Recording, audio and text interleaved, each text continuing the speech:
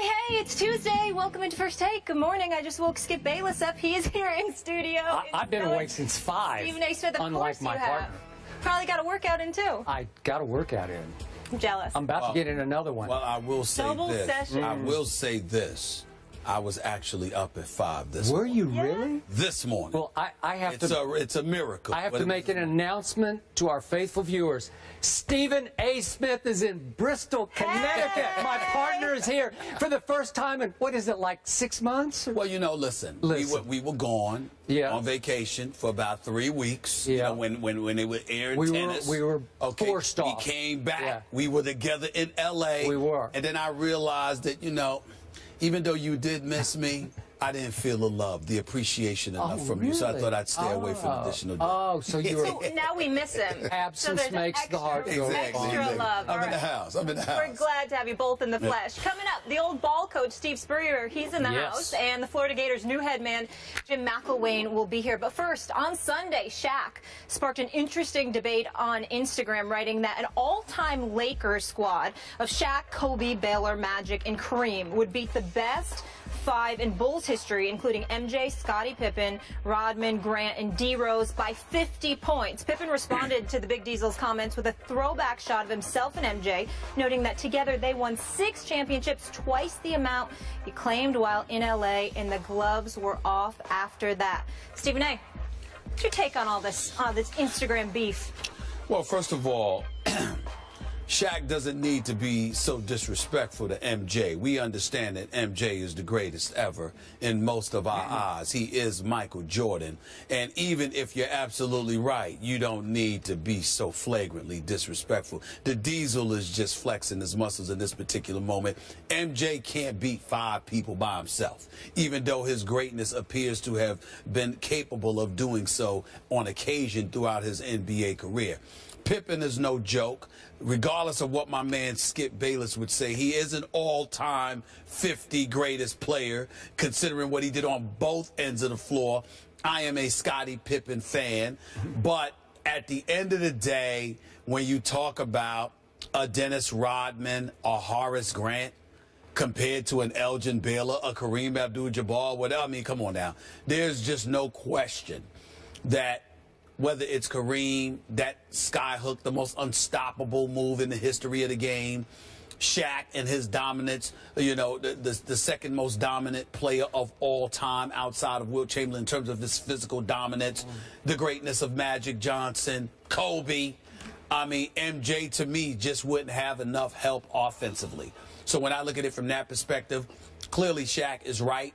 I don't know if it would be by 50 points, but I think the combination of Rodman and Horace Grant on the team being offensive liabilities and incapable of stopping a Shaq, a Kareem. Yeah, how about defensive liabilities? How about defensive mismatch? Well, they're defensive mismatch because of size. Yeah. What I'm saying is that just in terms of their prowess as defenders, I would give credit where credit is due, but they're no match. The all-time Bulls are no match for the all-time Lakers. Shaq is right about that, but he just didn't have to rub it in like that. Shaq just seems in a bad mood these days. Let's let him rub it in a little bit extra. Rub it in? I don't know what's up with him.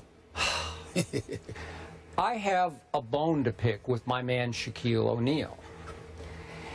I think that he rigged this game in favor of his Lakers. Totally. I think he stacked the deck in favor of his Lakers. Because if I'm not mistaken here, I think Shaquille O'Neal picked the 5 all-time Bulls. Is that the way we're supposed to? That's how I'm playing it. Because obviously the 2 teams he picked are a mismatch in favor of the Lakers. I don't think they could win by 50 because nobody will beat Michael Jordan by 50 points in any game. That's not going to happen. But let's start with that defensive mismatch. If the tallest player you're giving the Bulls is Horace Grant, he's listed at 6'10". I don't think he's more than 6'9". Were you around about him a little bit? 6'9". They say 6'10". Yeah, whatever. 6'9". Dennis Rodman, I covered. He's listed at 6'7". I don't think he's much more. He's listed 6'7". I'm not sure he's over 6'6". No, he is over 6'6". A below-the-rim rebounder. So those 2 are going to cover Kareem Abdul-Jabbar and Shaquille O'Neal. That's a mismatch with Magic throwing lobs. Talk about Lob City. That would be Lob City right there, right?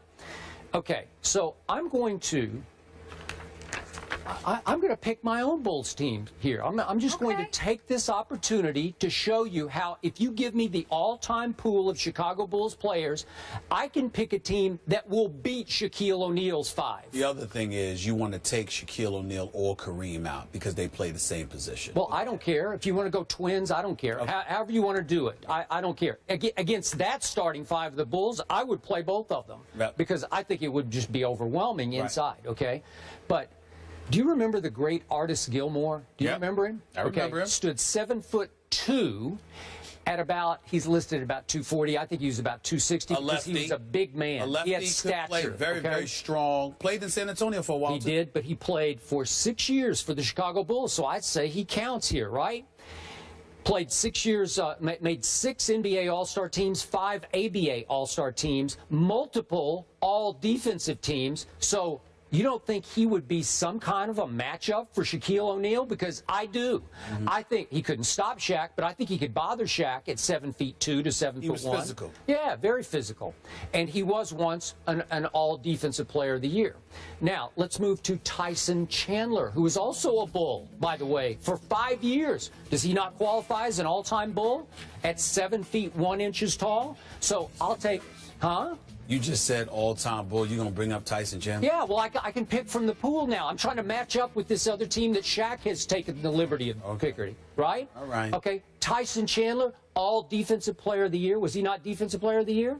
Yeah, for the Knicks. I don't care who it's Defensive Player for. He was Defensive Player of the Year in the NBA. Yes. So he stands 7'1". You don't think that he could at least bother Kareem Abdul-Jabbar a little bit? I do. No. I do. Not Kareem. Okay, so you give me those two. I'll stick with Dennis Rodman, and I'll give you Scottie Pippen, because defensively, Scottie Pippen was really good. He's not an all-time top 50 player. He was made top 50 by Michael Jordan. But I will take Scottie Pippen defensively, and I will take Michael Jordan, and I will beat that all-time Lakers team. Because I got to tell you, Michael can match up with Kobe Bryant. I'm not saying he could stop Kobe, but he could really bother Kobe. And I think the Kobe can really bother him, even though he can't stop MJ. Who do you like better? You want Michael or you want Kobe? I got Michael. I'm always going with Michael, but the difference between Michael and Kobe is not going to offset the dominance that Shaq and Kareem would provide down low. And so not with these two guys. I'm telling you, I got two big men. Shaq and Kareem would destroy Artis Gilmore. Nope, they would not destroy. Tyson Chandler. I like Tyson Chandler. I really do. Tyson Chandler doesn't even belong in this conversation.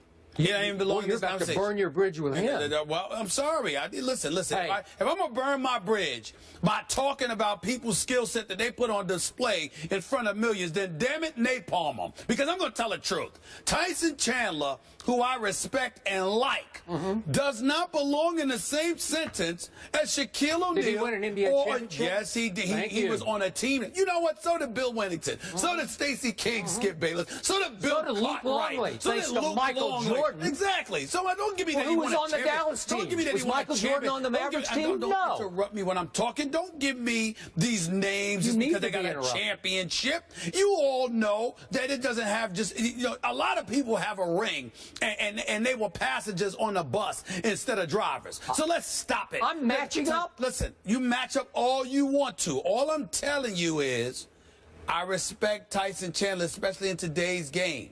When you talk about all-time greats, you do not belong in the same conversation as Kareem Abdul-Jabbar or Shaquille O'Neal. Stop it. You're missing my point. You're matching up. I'm matching up. I know Shaq started and I'm finishing it. I'm saying to you, you're just picking from the lot of Bulls because that's all you got. That's fair. That's fine.